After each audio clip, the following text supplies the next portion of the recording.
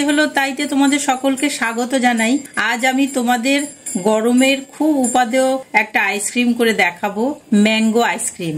ঘরে থাকা উপকরণ দিয়েই করা যাবে আর খুব সহজ পদ্ধতিতে। চলো দেখি কিভাবে করি। আমি একটা আম নিয়ে নিয়েছি, হিমসাগর নিয়েছি, সে যে কোনো আমই তোমরা নিতে পারো।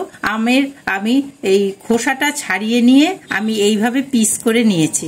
এবার আমি এরকম একটা মিক্সির বাটি নিয়েছি, তাতে এই আমটা খুবই মিষ্টি, যার যেরকম স্বাদ অনুসারে চিনি দেবেন। আমি 4 চামচ চিনি নিয়েছি। প্রথমে আমি চিনিটাকে মিক্সিতে গুঁড়িয়ে নিচ্ছি। চিনিটা গুঁড়োনো হয়ে গেছে। আমের টুকরোগুলো মিক্সিতে দিয়ে আমি পেস্ট করে নিয়েছি। আম পেস্ট হয়ে গেছে। এবার ফুটিয়ে ঠান্ডা করে রাখা দুধ দেব। আবার একটু পেস্ট করে নেব। আমের পেস্টের সাথে দুধটাকে মিশিয়ে নেব। পেস্টটা খুব ঘন হয়ে গেছে, আর একটু দুধ লাগবে। আবার মিক্সিটা অন করে নেব একটু। আমি একটা আইসক্রিমের মোল্ড নিয়ে নিয়েছি, এরকম ঢাকনা আছে সব, আর ওই পেস্ট সবটা ঢেলে দেবো পরপর।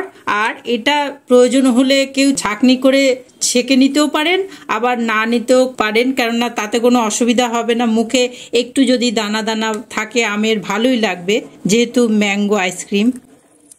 আর এটা হিমসাগর, তো কোনো অসুবিধাই হবে না।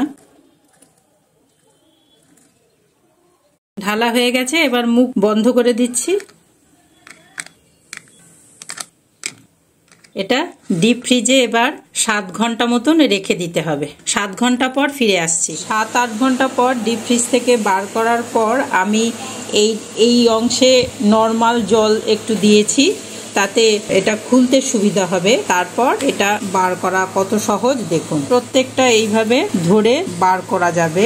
একদম খুব সুন্দর হয়েছে ম্যাঙ্গো আইসক্রিম। এইভাবে আপনারা বাড়িতে তৈরি করে দেখতে পারেন। ম্যাঙ্গো আইসক্রিম খুব সহজভাবে এবং অল্প উপকরণে করা যাবে, যে কোনো আমেই করা যাবে। গোটা ভিডিওটা এইভাবে আমাদের সাথে থেকে দেখলেন বলে আপনাদের সকলকে অশেষ ধন্যবাদ জানাই। এইভাবেই সাথে থাকবেন। নতুন বন্ধুরা লাইক দিয়ে সাবস্ক্রাইব করে সাথে থাকবেনই। পুরনো বন্ধু যারা আমাদের সাথে আছেন তাদের সকলকে ধন্যবাদ জানাই।